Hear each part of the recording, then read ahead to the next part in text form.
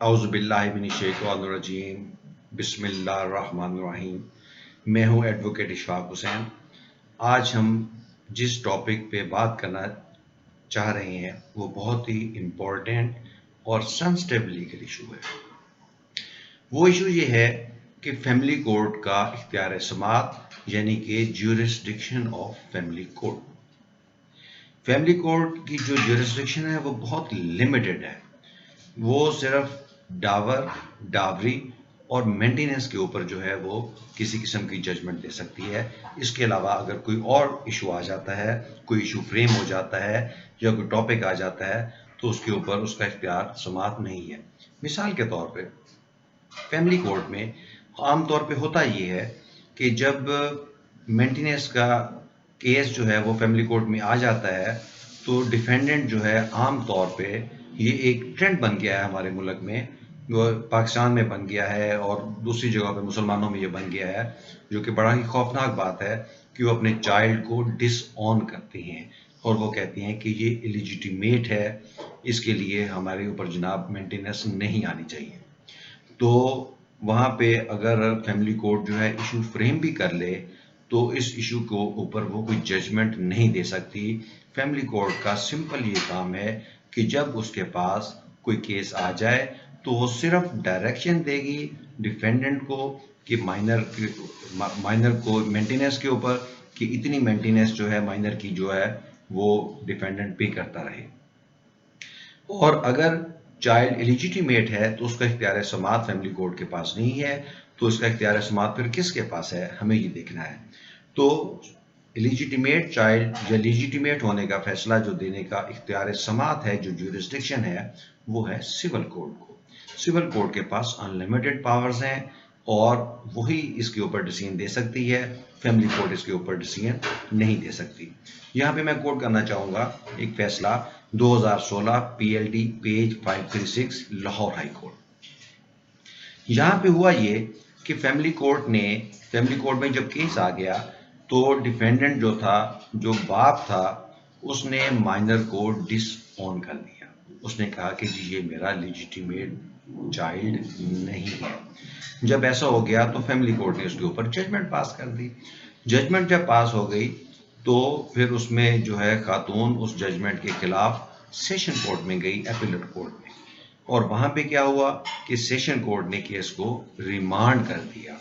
जब केस को रिमांड कर दिया तो फिर खातून जो है वो हाई कोर्ट में आ गई, लाहौर हाई कोर्ट में। लाहौर हाई कोर्ट में जब आके तो उसने कहा कि ये इख्तियार समात जो था सिविल कोर्ट का था, फैमिली कोर्ट का नहीं था, तो केस को रिमांड नहीं होना चाहिए।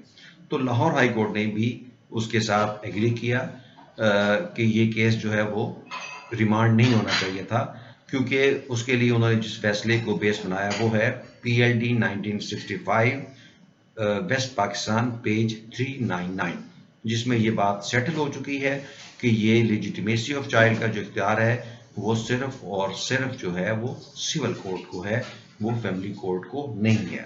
तो यहाँ पे ये बात एक इस्टेब्लिश हो गई कि लेजिटिमेसी ऑफ चाइल्ड, उसका इख्तियार समात फैमिली कोर्ट के पास नहीं है, उसका इख्तियार समात सिर्फ और सिर्फ सिविल कोर्ट के पास है। यहाँ पे एक और चीज़ जो है वो ये है कि आपको मैं डिस्कस करना चाहूँगा कि जब कोई शख्स डिसऑन करता है तो सवाल ये पैदा होता है कि वो, उसके पास कितनी टाइम लिमिट है, किस टाइम के अंदर वो जो है उसको अपने चाइल्ड को डिसऑन कर सकता है। तो उसके लिए एक चीज़ सेटल हुई, वो कहाँ पे सेटल हुई, ये एक 8 सफ़ों का फैसला था जो फरवरी 2015 को दो जजेस का बेंच था, जिसमें जस्टिस जवाद अस्काजा और जस्टिस सरमद जलाल थे सुप्रीम कोर्ट ऑफ पाकिस्तान में। उन्होंने ये बात क्लियर की, ये बात इस्टेब्लिश की कि अगर कोई शख्स जो है वो अपने चाइल्ड को डिसऑन करता है तो वो इमीडिएट है, इमीडिएट उसकी बर्थ के बाद मैक्सिमम जो टाइम लिमिट है उसके पास 40 डेज का है। 40 डेज के अंदर अंदर अगर वो अपने चाइल्ड को डिसऑन करता है तो वो सिविल कोर्ट में जाके बात कर सकता है। सिविल कोर्ट उस केस को सुनने के बाद ये डिसाइड कर सकती है कि वो जो है लेजिटिमेट है या इलिजिटिमेट है। लेकिन अगर 40 डेज से ज़्यादा का टाइम गुजर गया है तो फिर वो इस प्ली को वो नहीं ले सकता, उसके पास कानूनन और अखलाकन कोई जवाज़ नहीं है कि after 40 days of birth of child वो ये कहे कि जनाब उसका जो बच्चा है वो इलिजिटिमेट है। इस तरह जो मुआशरे में एक कलंक बन जाता है, उस बच्चे के लिए भी बहुत मसाइल बन जाते हैं और उसके अलावा उसकी माँ के लिए भी बहुत मसाइल बन जाते हैं। लिहाजा ये प्रिंसिपल जो है यहाँ पे ये सेटल कर दिया गया, ये लॉ सेटल हो गया कि विद इन 40 डेज आप ये क्लेम कर सकते हैं कि जनाब ये जो बच्चा जो है ये इलिजिटिमेट था, अदरवाइज आप नहीं कर सकते। अब ये है कि हम और फिर ये है कि क्या अब देखना ये है कि क्या किसी एविडेंस के ज़रिए आप इसको जो है इस इशू को कि चाइल्ड इलिजिटिमेट है, आप एविडेंस इसके लिए किस किस्म की और कौन कौन से एविडेंस लेके आ सकते हैं और कब इसका इख्तियार है। आमतौर पर होता ये है कि जब किसी को किसी बच्चे को डिसऑन किया जाता है तो फिर कहा जाता है कि जनाब डीएनए टेस्ट करवा लिया जाए। तो डीएनए टेस्ट जो है ये कोई एविडेंस नहीं है कि आफ्टर 40 डेज कि डीएनए टेस्ट करवाया जाए। तो अगर कोर्ट जो है वो डीएनए टेस्ट के लिए अलाउ कर देती है तो हमारी जो कॉन्स्टिट्यूशनल कोर्ट्स हैं, जो हायर कोर्ट्स हैं, अदालत उज़्मा है, वो इस बात को नहीं मानती। वो ये कहती है कि डीएनए टेस्ट के ज़रिए आफ्टर 40 डेज आप रिबट नहीं कर सकते, विद इन 40 डेज आप कर सकते हैं। सिर्फ डीएनए टेस्ट की इजाज़त कहाँ पे मिलती है? वहाँ जहाँ पे रेप केसेस हों, कि वहाँ पे ये डिटरमिन करना हो तो फिर डीएनए टेस्ट की इजाज़त मिलती है। Otherwise after 40 days DNA test की इजाज़त नहीं मिलती। इसके लिए हम आमतौर पे इस प्ली को रिपोर्ट करते हैं हम कानूनी शहादत आर्डर 1984 आर्टिकल 128(1)A, उसको हम पढ़ते हैं और उसके बाद हम कहते हैं कि जनाब ये डीएनए टेस्ट होना चाहिए। लेकिन उसमें ये है कि जैसे कि मैंने अभी आपको अर्ज किया कि फरवरी 2015 को जो डिवीजन बेंच ने जो 8 सफ़ों का फैसला किया जिसमें जस्टिस जवाद खाजा और जस्टिस सरमद जलाल थे, उन्होंने ये कहा कि आर्टिकल 128(1)A को जो है वो मिला के पढ़ा जाए। किसके साथ? वो पढ़ा जाए west Pakistan section 2 of west Pakistan Muslim personal law, उसके साथ मिला के पढ़ा जाए। तो ये बात समझ में आती है कि डीएनए टेस्ट जो है वो कोई एविडेंस नहीं है कि उसके में आप चाइल्ड को डिसऑन करें।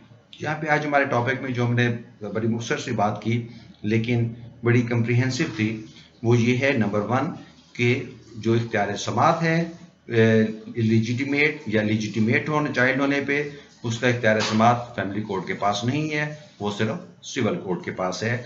और आर्टिकल 128(1)A जो है उसको section 2 of west Pakistan Muslim personal law के साथ मिला के पढ़ा जाएगा और पढ़े जाने के बाद ये बात समझ में आती है कि डीएनए टेस्ट जो है वो कोई एविडेंस नहीं है। आज हमने ये टॉपिक डिस्कस किया, लेकिन नेक्स्ट टॉपिक जो है वो हमारा इसी से रिलेटेड है और बहुत इंपॉर्टेंट टॉपिक है कि क्या रोज़े क़यामत जो है किसी भी शख्स को, इंसान को जो है उसके बाप के नाम से पुकारा जाएगा या उसकी माँ के नाम से पुकारा जाएगा। इसके ऊपर जो है कुरान पाक की बे की बिस्मिल्लाह की बे और वन्नास की सीन तक कोई भी क्लियर कट वर्स आयत मौजूद नहीं है। उसके लिए हम अहादीस जो है उनको कोट करेंगे और हम ये बताएंगे कि रोज़े क़यामत जो है इंसानों को किसके साथ पुकारा जाएगा, बाप के नाम के साथ या माँ के नाम के साथ, क्योंकि इन चीज़ों के ऊपर बेस करते हुए कानून शहादत जो है उसके ऊपर कुछ जो है सेक्शन जो है वो इस चीज़ के ऊपर बेस करती हैं, उसकी हम बात करेंगे। लेकिन वो हम अपने नेक्स्ट टॉपिक में, नेक्स्ट लेक्चर में जो है, नेक्स्ट डिस्कशन में आपके साथ डिस्कस करेंगे। आज तक के लिए इतना ही था। अपना ख्याल रखिएगा, इंशाल्लाह फिर मिलते हैं अल्लाह ने के बाद। अस्सलाम वालेकुम।